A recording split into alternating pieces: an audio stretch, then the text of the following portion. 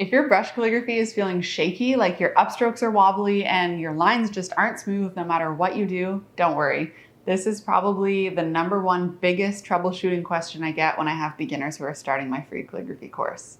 So in this video, we are going to troubleshoot that. We're going to go through a checklist to troubleshoot your shakiness step by step so that you can figure out exactly what's causing it. You might only need to fix one of these or maybe a few, or honestly, maybe all of them. But either way, follow along and kind of rule out each of the things as we go. Let's get to it.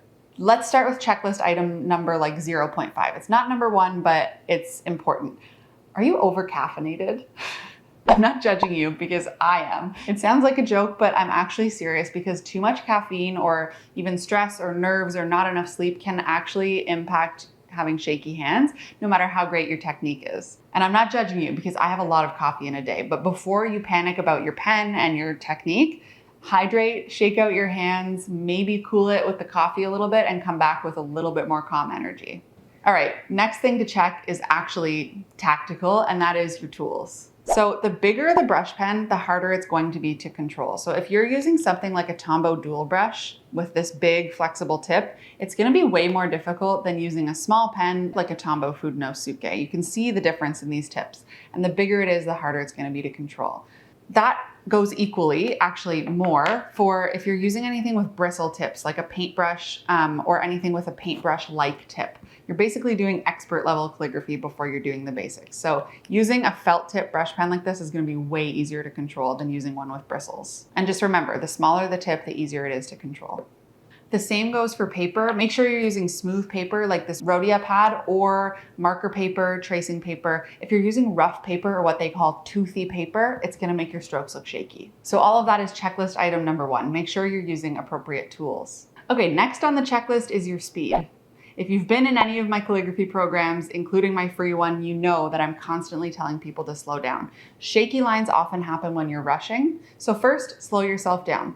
Not like snail speed, but enough that your hand has enough time to actually do what your brain wants it to do. So those two things can talk to each other. That being said, going too slow can also backfire.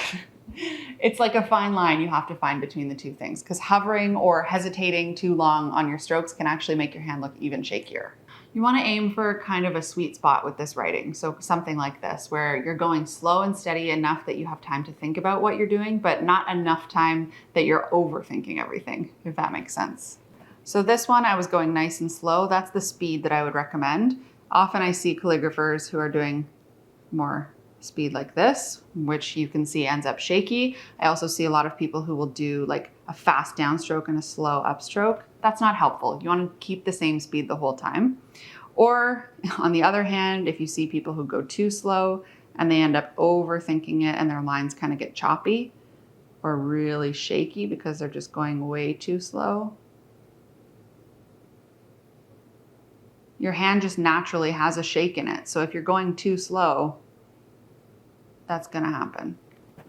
So not too slow, not too fast. Find that happy in between, like the Goldilocks of calligraphy. Okay, next on the checklist, it's time to check your grip. If you're clenching the pen like your life depends on it, I call that the death grip, that tension is gonna show up in your strokes. Try holding the pen up a little bit higher, loosening your grip, letting your arm and your hand flow naturally instead of locking up and really kind of like trying to grip and control everything. Less tension is gonna be better for your strokes. So loosen your hand in between every couple strokes if you can.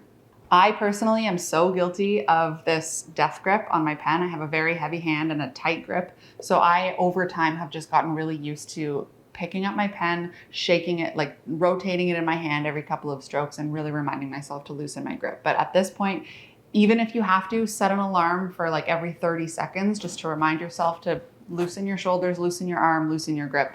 And I think it'll make a difference in your shakiness.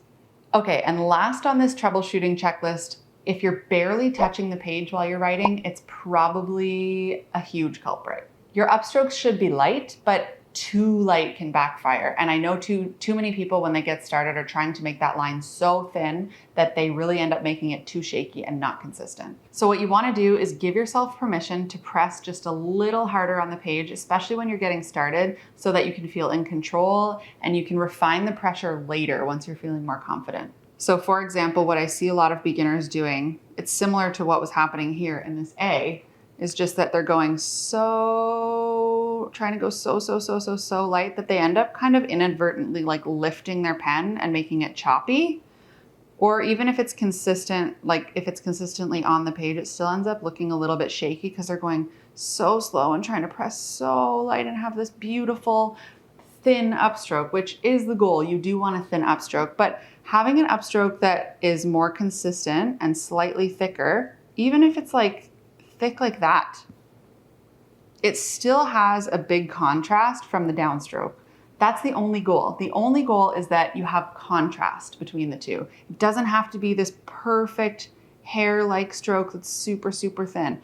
The only thing I want you to concentrate on is making it consistent. And so if you put a little bit more pressure on the page, give yourself permission to make those upstrokes a little bit thicker, but get them consistent, then over time, once you're comfortable with the shape and you're comfortable with making it not shaky, then you can start thinking about putting a little bit less pressure and making those lines a little bit thinner.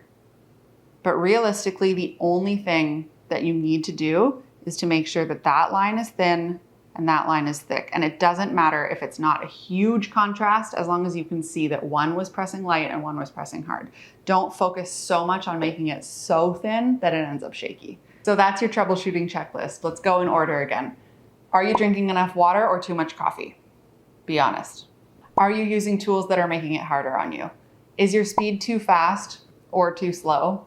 Do you have a death grip on your pen? Are you tense? And are you trying to press too lightly? If you found something in that list, amazing. Fix it and you'll probably see progress right away. But if you went through all of that and you're still shaky, then I'm gonna lovingly tell you it's probably just a practice thing and a muscle memory thing. The shakiness happens when you're a beginner and it's going to go away with practice. And that's actually good news because it means nothing's wrong. It just means you need more time with the basics and more time practicing. Specifically, I think you need more time with your calligraphy drills, and that's where everything gets smoother and your lines and your strokes and everything all become more confident. And if you need help with that, that's literally what my free course is. It's called Show Me Your Drills, and it walks you through exactly what you should practice and how to build that muscle memory. The link is in the description of the video if you want to join, and I hope this was helpful. I'll see you in the next video.